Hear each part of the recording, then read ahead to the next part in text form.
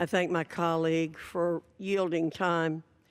Madam Speaker, our colleague on the other side of the aisle said, who the hell are we to be here speaking on this legislation and passing this legislation? Well, Madam Speaker, we're the representatives of the people of this country. Madam Speaker, the most conservative estimates show that we've lost 54 million children to abortion since 1973. 54 million children.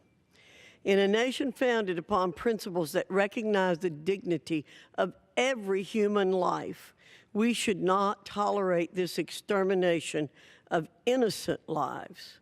The majority of Americans recognize this tragedy for what it is, and there's consensus among them that they do not want their taxpayers paying for a practice they sincerely oppose, and we are their representatives.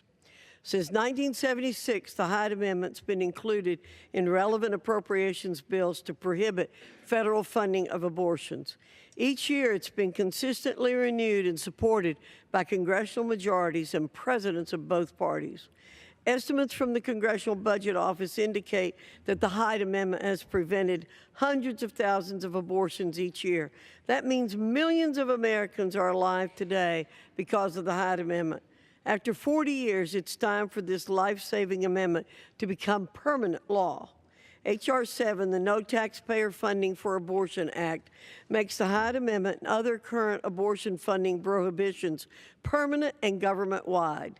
This common-sense measure restores a long-standing agreement that protects the unborn and prevents taxpayers from being forced to finance thousands of elective abortions.